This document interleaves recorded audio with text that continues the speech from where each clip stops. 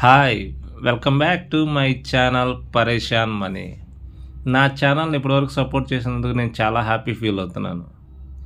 ఈరోజు నా కంటెంట్ ఏంటంటే ట్రూ కాలర్.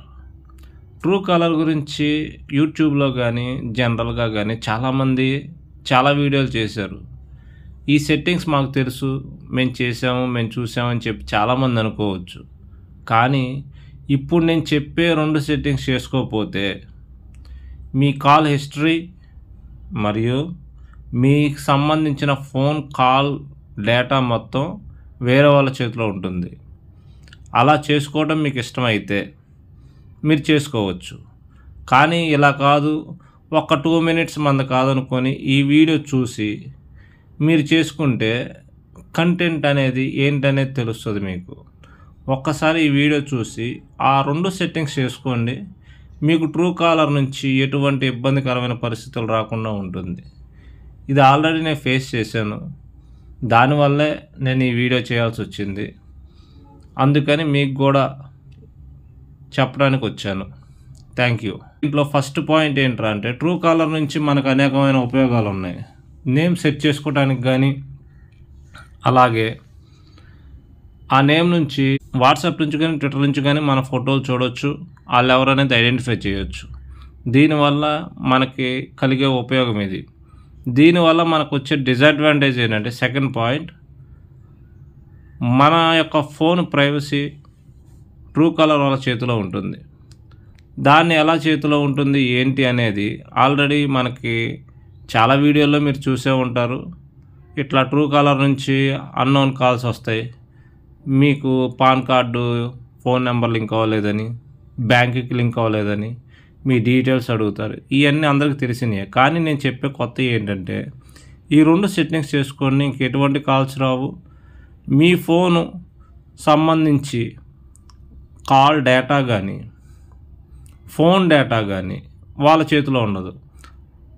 ఆఖరికి ట్రూ కాలర్లో మీ పేరు కూడా రాకోకుండా డిలీట్ చేసే ఆప్షన్ నా దగ్గర ఉంది.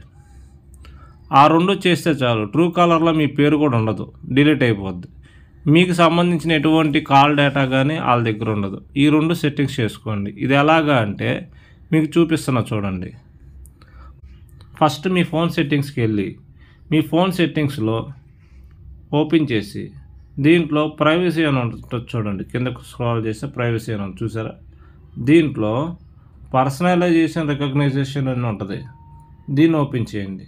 నేను ఆల్రెడీ చేశాను. దీంట్లో ఒక ఆప్షన్ ఏంటంటే యాడ్స్ కూడా మనకు వస్తాయి కదా, యాడ్స్ కూడా ఆపేసుకోవచ్చు ఈ ఒక్క ఆప్షన్తో. యాడ్స్ కూడా అన్నోన్ యాడ్స్ ఏవి కూడా మన ఫోన్కి రాకోకుండా ఉంటుంది. అలాగే ఇదిగో చూడండి, నేను ఆఫ్ చేస్తున్నాను చూడండి. ఆఫ్ చేశాను. ఆప్షన్ పోయింది చూసారా, మళ్ళీ ఆన్ చేశాను. ఈ ఆప్షన్ వచ్చింది. ఈ ఆప్షన్ అనేది ఆన్ అయితే ఆటోమేటిక్గా మనకి సంబంధం లేకోకుండా ఎటువంటి పర్మిషన్ కూడా మన ఫోన్ నుంచి జరగకోకుండా, అంటే మన డేటా ఇంకొకరికి ఇవ్వకోకుండా ఈ యొక్క ఆప్షన్ ఆపుద్ది. ఇది ఫస్ట్ది. ఇది అయిపోయిన తర్వాత ఈ సెకండ్ది కూడా చేయాలి. ఈ సెకండ్ చేస్తే ఇంకొకసారి మనకి మన పేరు ట్రూ కాలర్లో రాదు.